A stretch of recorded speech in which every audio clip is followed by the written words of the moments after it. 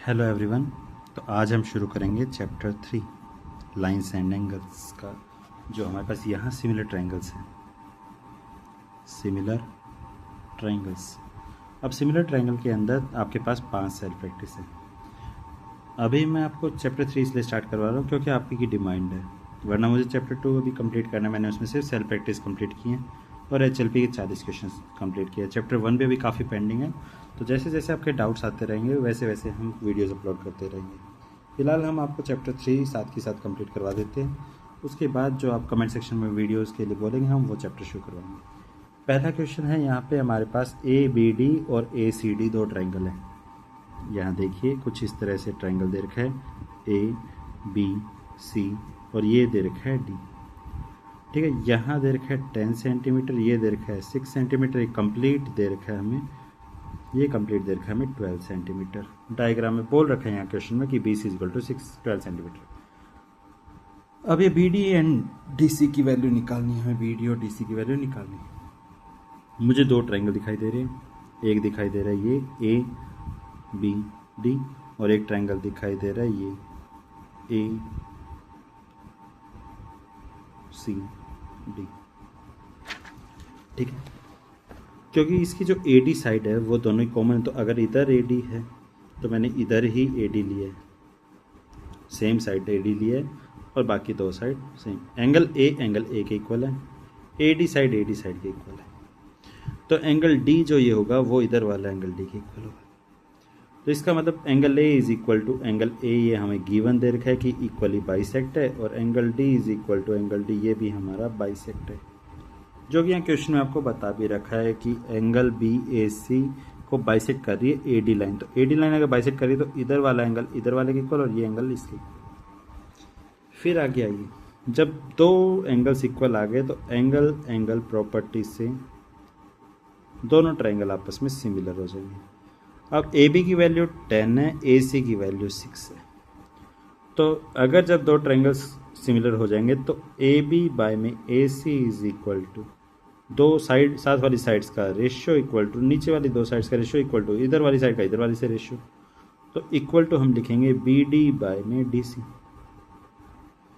ठीक है, तो AB बाय AC जो कि हमारे पास है 10/6 is equal to BD by में DC। 10/6 हमारे पास हो गया 5/3। अब BD और DC का रेशियो 5:3 है, तो यहाँ से हमारे पास BD = 5x आ जाएगा, CD = 3x आ जाएगा। फिर हमारे पास BD + CD, पूरी लाइन BC जो इस डायग्राम में है वो हमारी BC से C बनाएगी BD + DC।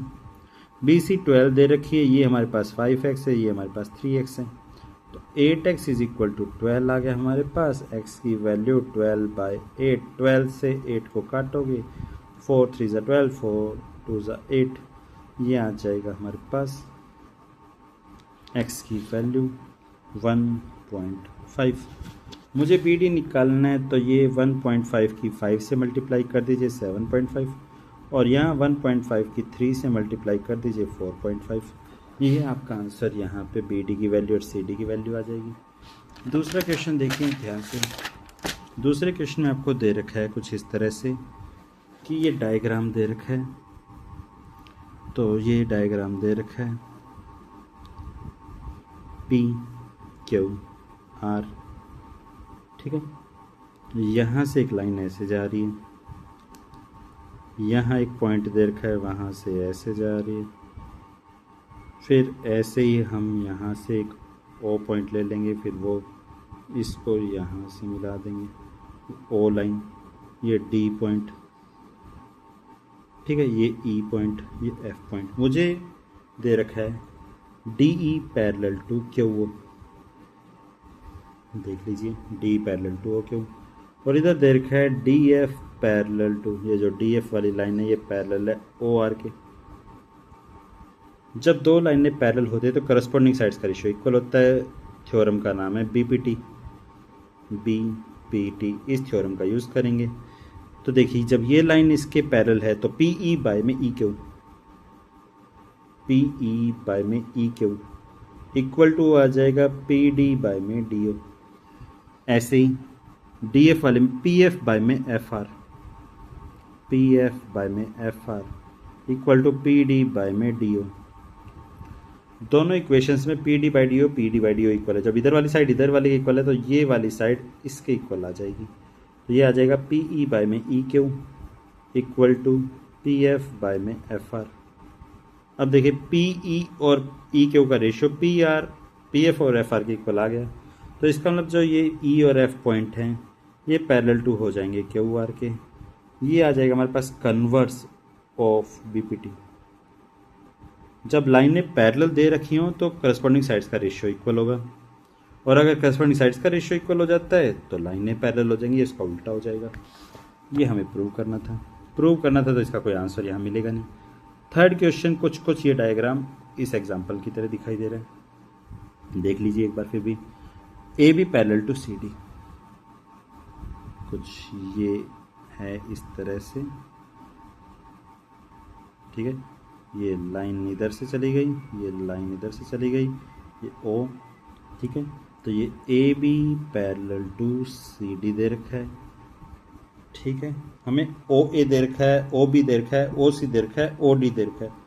तो ओ से ए दे रखा है हमें 3x माइनस 19। ओ पॉइंट है, कहीं इसको 190 बना दो। ओ सी है हमारे पास x माइनस 3, ओ बी है हमारे पास x माइनस 4, और ओ डी हमारे पास 4, O B x minus 4, O D हमारे पास सिर्फ 4, ठीक है। अब हम आएंगे इस बात पे कि मुझे दो ट्राइंगल्स दिखाई दे रहे जो पैरेलल लाइन के बीच में। तो A B parallel to C D दे रखा है। जब दो पैरेलल लाइन दे रखी हो तो ओ ए और ओ सी का रेशियो, ओ ए बाय में O C is equal to O B by में ओ डी। बड़ी साइड का छोटी साइड से रेशियो, बड़ी साइड का छोटी साइड से रेशियो। सेम डायगोनल पे है तो सेम डायगोनल वाले को एक साइड ले लिया।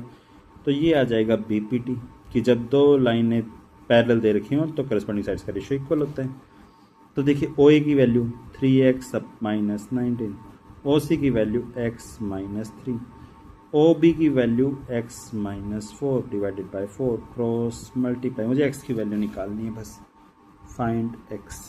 देखिए 4 की 3 से मल्टीप्लाई 12x, 19 4 ज़ा 76 इक्वल टू x की x से multiply x square minus 7x plus x square plus का 12x इधर जाके माइनस 12 प्लस 7 हो गया 19 माइनस का 19x माइनस का 76 इधर जाके प्लस, तो 76 प्लस ये हो गया हमारे पास 90। तो 9 10 90 minus 10x minus 9x plus 90 equal to 0। एक फैक्टर आ जाएगा x माइनस 10, एक फैक्टर आ जाएगा x minus 9 equal to 0। x की वैल्यू आ जाएगी या तो 10 या तो 9।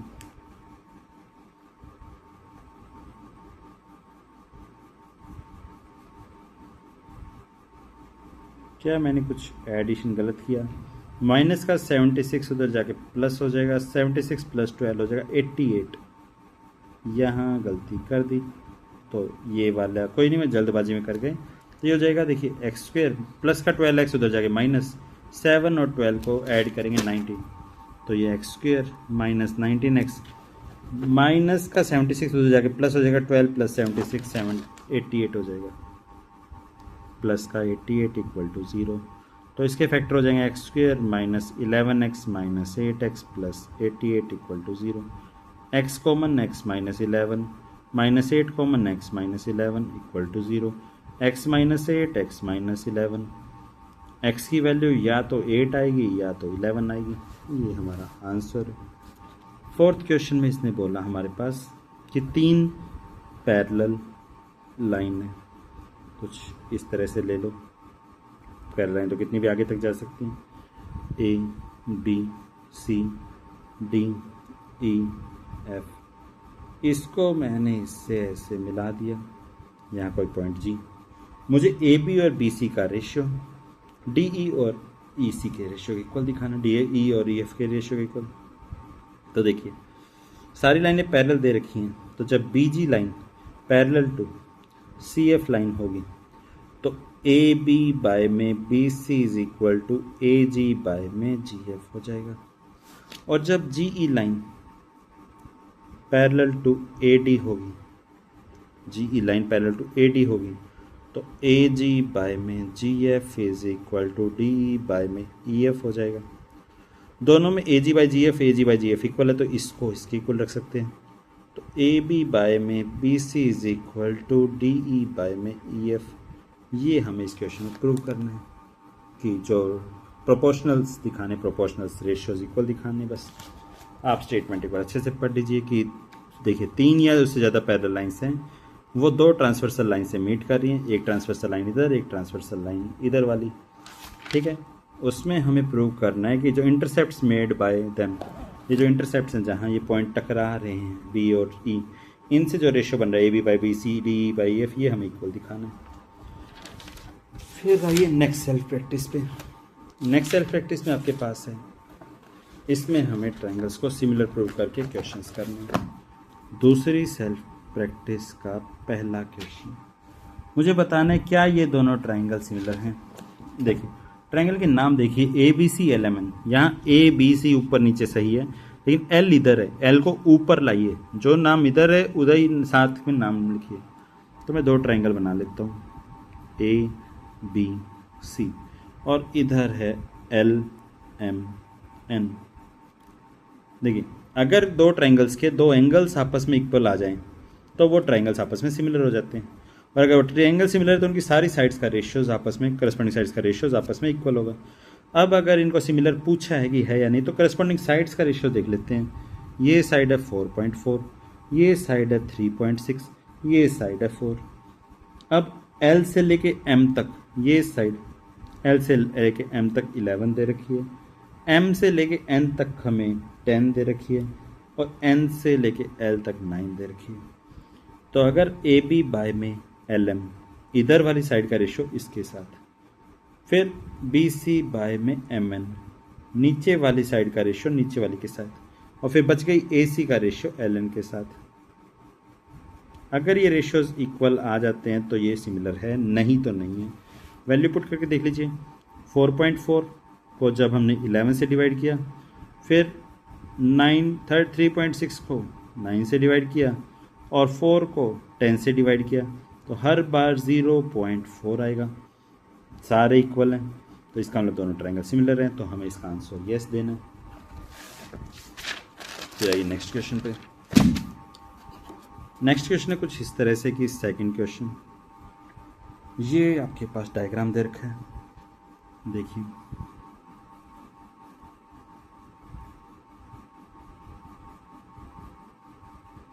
ये है सी पॉइंट, ये है डी पॉइंट, ये है ई पॉइंट, ये ए, ये बी।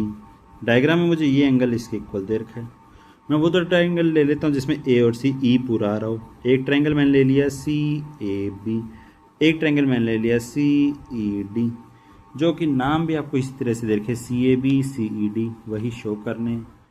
तो दोनों ट्रायंगल अलग अलग बना लीजिए, सी यहाँ, नाम में सी यहाँ।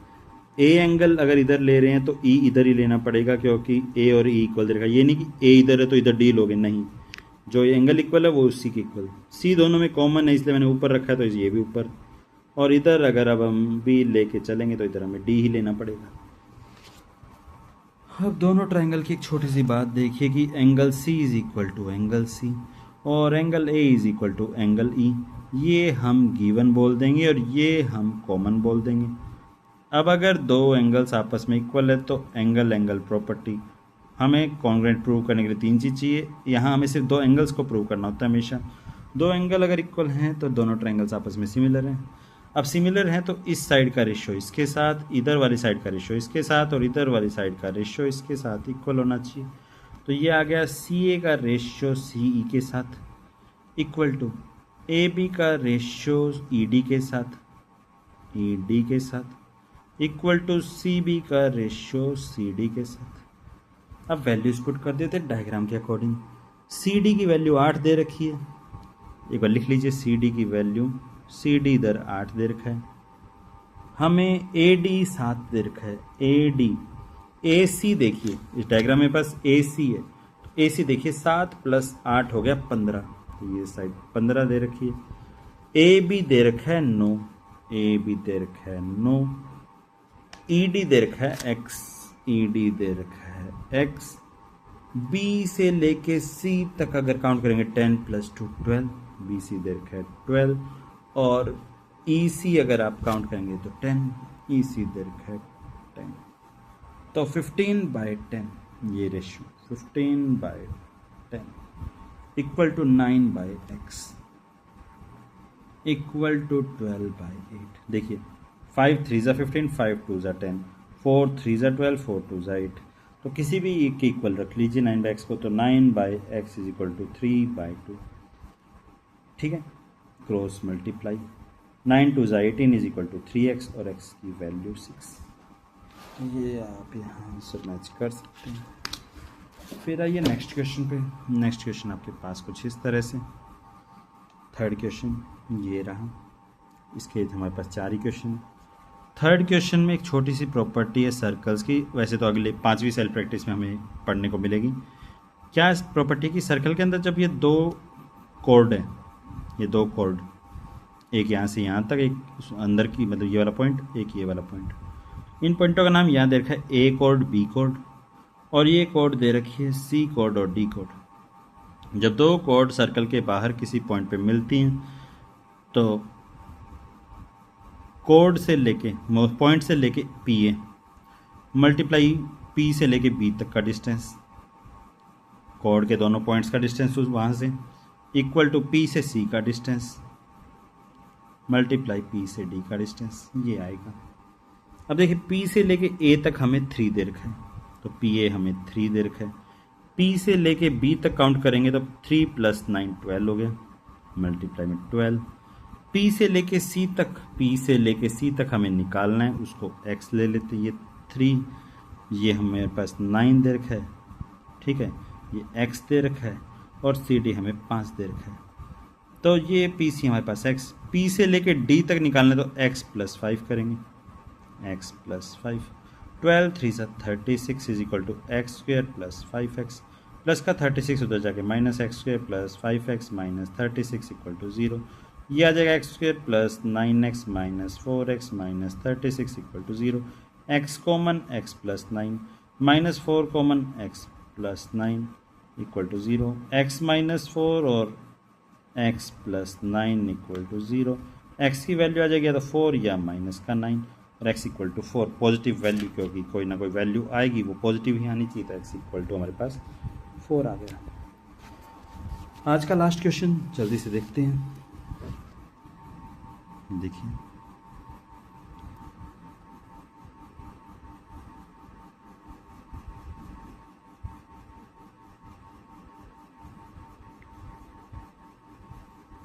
K L M N और ये पॉइंट P, ये साइड x दे रखी है डायग्राम में, ये साइड A दे रखी है डायग्राम में, ये यहाँ से यहाँ तक मतलब M से लेके N तक दे रखी है B, और N से लेके आगे तक की दे रखी है C।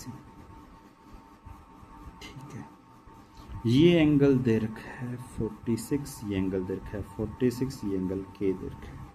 अब K एंगल के साथ 2 ट्रायंगल दिखाई दे रहे हैं मुझे, एक ट्रायंगल का नाम लिख लेता हूँ KLM, एक ट्रायंगल KPN, देख लीजिए। तो KLN, KLM, K ऊपर ही रखना है, K देखिए यहाँ N और यहाँ M, अगर M 46 है तो N भी 46 है, तो M अगर 46 है, इधर वाला 6 है 46, तो ये भी 46 होना चाहिए, तो ये N, ये बच गया P पॉइंट। K दोनों का कॉमन है, तो हम लिख देंगे angle K = angle K common, और angle M = angle N 46 degree. तो ये दोनों ट्रायंगल एंगल प्रॉपर्टी से क्या हो गए, सिमिलर। अब इधर वाली साइड K से लेके L हमें काम ही नहीं है, फिर भी हम लिख लेते हैं रेशियो कि K का L से रेशियो, देख लीजिए K का L से रेशियो, तो K का जब L से रेशियो आया तो K का P से रेशियो, KL/KP, इक्वल टू, अब नीचे वाली साइड एल एम का रेशो पी एन के साथ इक्वल टू एल एम का रेशो पी एन के साथ, और इधर हमारे पास के एम का रेशो के एन के साथ, के एम का रेशो के एन के साथ। देखिए इनकी वैल्यू नहीं दे रखी तो हम इन दोनों की वैल्यू से काम चला लेते हैं, सब इक्वल ही हैं।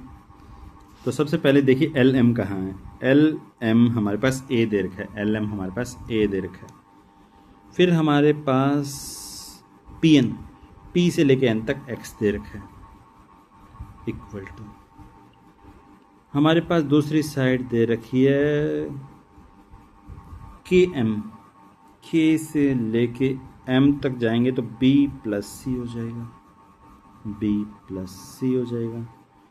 और दूसरी साइड हमें ढूंढनी है के एन, के से लेके एन तक हमें सी दे रखा है। क्रॉस मल्टीप्लाई कर लीजिए, ये हो जाएगा A C is equal to X multiply B plus C, B plus C multiply से डिवाइड में आ जाएगा तो X is equal to A C by में बी प्लस सी। ये आ गया हमारे पास A C by B plus C, ये हमारा सॉल्यूशन। कोई डाउट आए तो आप बता सकते हैं, आपको कोई और एक्सरसाइज और चैप्टर समझने हैं तो उसका कमेंट सेक्शन में कमेंट कर दीजिए।